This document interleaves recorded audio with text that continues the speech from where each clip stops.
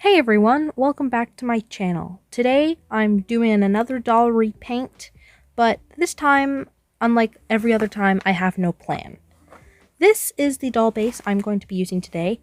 This doll base just so happens to be damaged on the face mold. It's also a little bit stained, but I really don't mind, so I'm just going to tackle it the same way that I usually do, by starting with some 100% acetone just to try and get as much of the original face off. I think this was a previously customized doll, but there's still remnants on it, so I'm just going to clean all that off.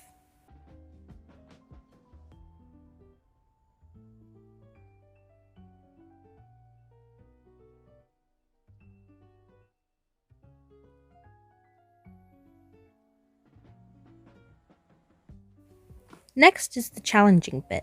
It's hard to see on the screen, but the face mold is damaged. There's like super glue on it and it's ripped in some places, so I'm just going to take a little bit of sandpaper to get off all the super glue and hopefully smooth it down a little bit, but I'm mostly going to be trying to cover that up with paint.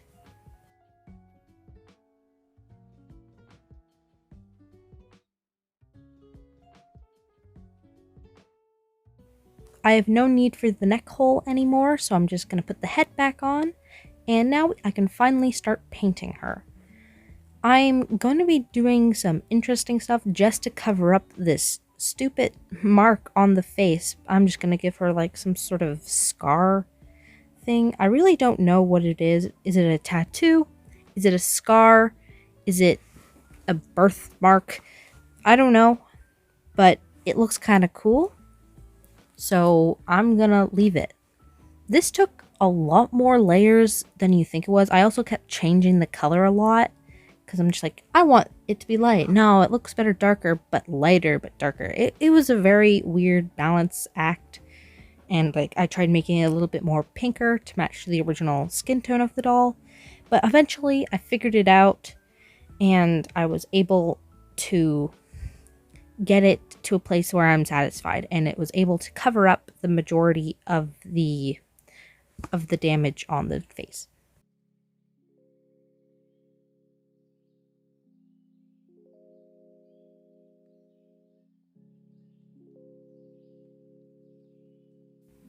Here I'm just doing a quick painting of the scalp. I already know what her hair color is going to be, and I'm going to be doing wefts. I'm not rerouting this time, but I'm just giving it a quick coat of paint just for a base layer.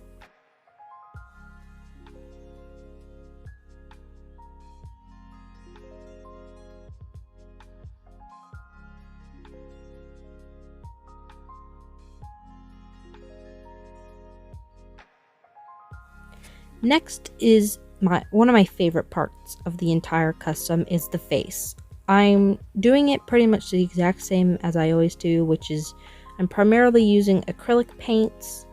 I sometimes use watercolor pencils, but not today. I didn't feel the need to. I just went straight in with my acrylic paints, and I also go in with a little bit of pastel chalk to do some blushing. But I just sort of did the same way as always. I even gave her a little bit of teeth this time. I haven't done that in a while, but I think it suits her pretty well.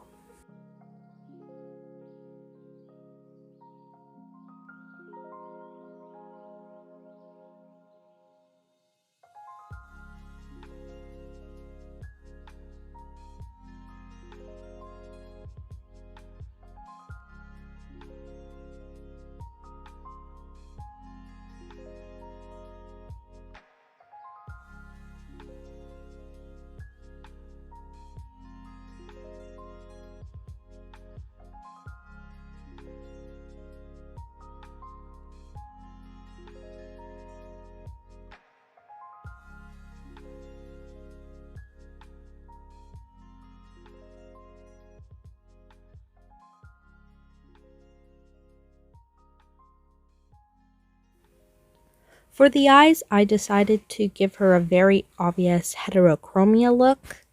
Also different iris, is it irises? No, whatever the white eye whites is called, except one's white in this case and the other's black. I don't know why I chose to do this. Maybe it has to do something with her weird scar on her face. I was sort of just throwing random stuff at it. I really had no plan for this. I just wanted to do stuff that I thought looked cool.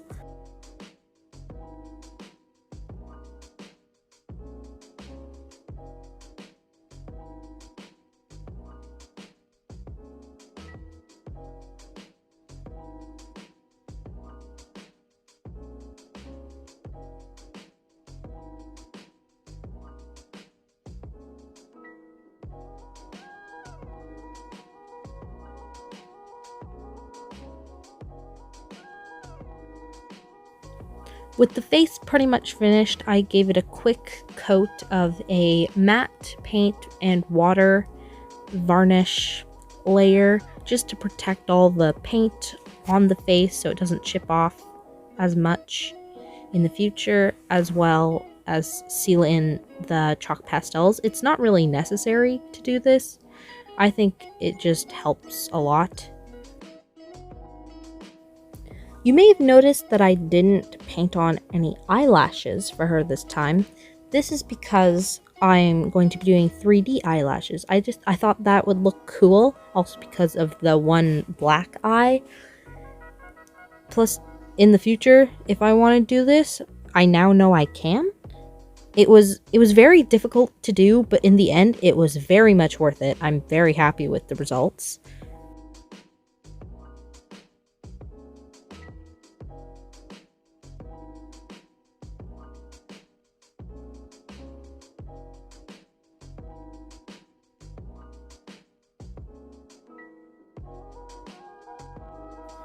There were some gaps in the face and the paint once the eyelashes were all sealed on, so I decided to do a quick layer of black paint over everything just to make it uniform.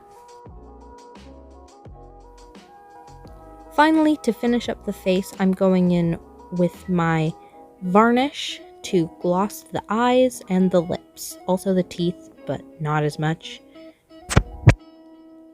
It just makes it look so pretty. I do this with all my dolls, so.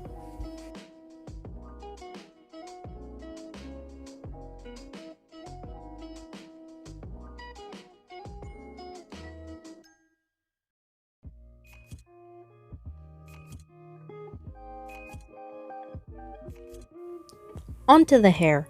I'm using my normal method of using yarn, making yarn wefts, so I'm taking long strips of acrylic yarn. It has to be acrylic for this technique to work for some reason. It has to do with the heat. I'm tying them off, and then I'll go in with my pet brush, my fine tooth pet brush, and brush out all the fibers.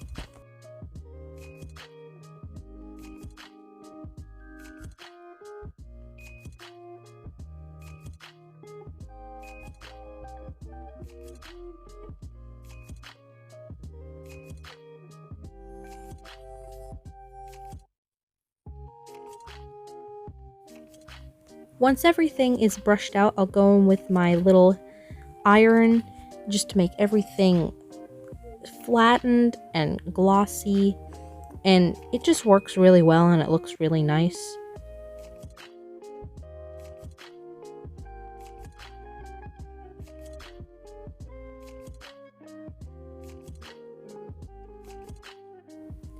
Here I'm making them into wefts by gluing the ends down onto tinfoil. You don't have to do this, you can glue them directly on the head. I just find it a little bit easier to do this. If you do it this way, don't use tinfoil. I was running an experiment. The glue stuck to the tinfoil extremely well for some reason, and it was just regular Elmer's glue. Like here you can see it ripped a little bit, but it still worked. Probably not going to use it again. I usually use it on a plastic surface. And of course I cut down all the ends to make them flat. Finally, I go around the head in a spiral and glue on every single weft. I think I had to make a couple extra wefts to do the part, but there's multiple different ways you can do the part.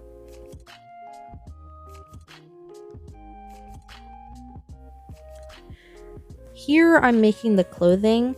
This particular clothing that I'm making right now, I ended up not using in the end. You'll see me remove that and change it. But I made this, I don't really know what to say. But one of the reasons I didn't use this piece is because on the sleeves, this ruffle thing, when I flat ironed it, it melted. I had the heat way too high. That was completely my fault, and I don't really mind it. It looks kind of cool. But the other reason why was I had a second article of clothing, this sort of vest thing I'm making. It would just not go over the sleeves. The sleeves were giant, which it kind of sucks, but you know what? Sometimes you just gotta make changes on the fly. That's kind of the whole point of this character, of this doll.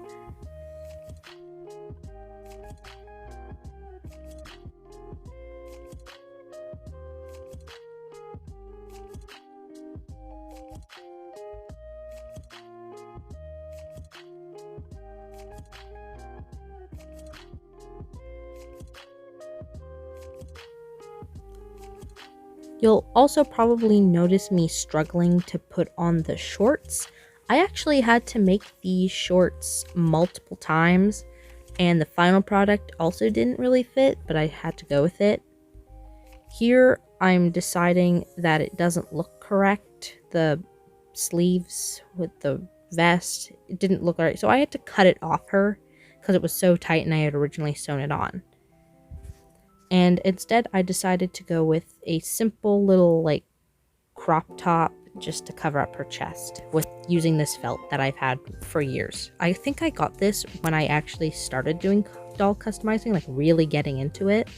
So that's kind of ironic, if you ask me.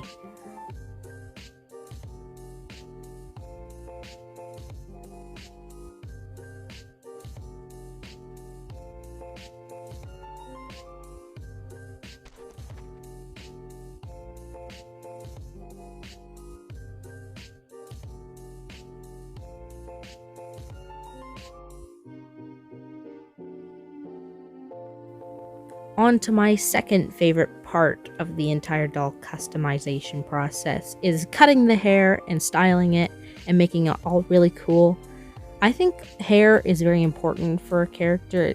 It definitely shows like their personality a little bit. And also when I was cutting this, I had a lot of fun while doing it because I was sort of just hacking off pieces, and I ended up making it like super short in the back and longer in the front with some bangs.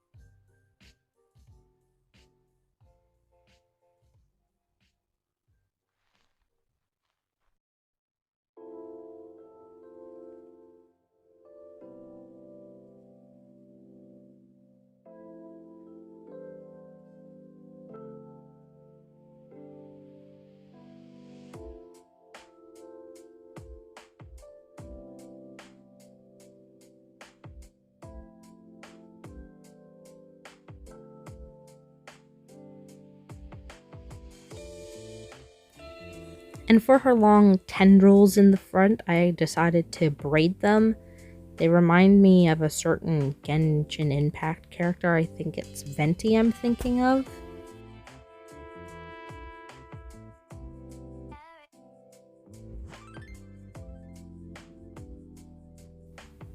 Here's where I decided to make some wings. I thought it would match her character really well, and while they don't look bad, I definitely did have problems. I decided to use thin cardboard to make them, and they work great, but they are quite heavy. You'll see them in a few other shots.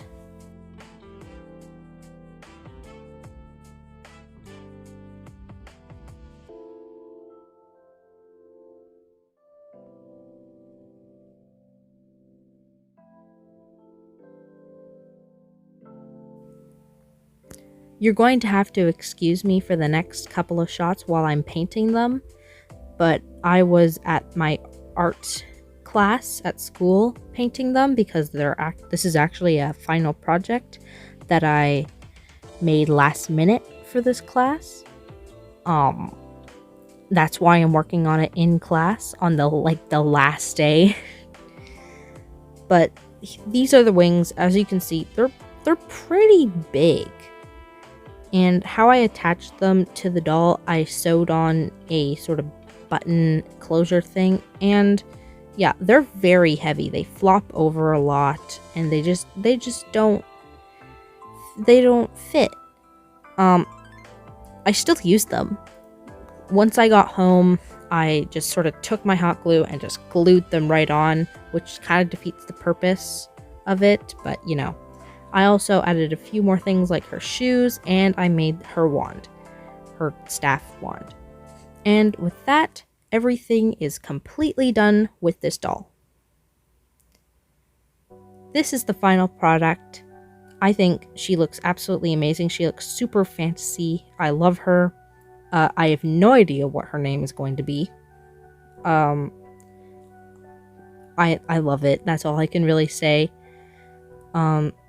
I hope you enjoyed this video and what I've created. If you have name suggestions for her, please give them to me. I really need them. I will see you in the next video. Bye-bye!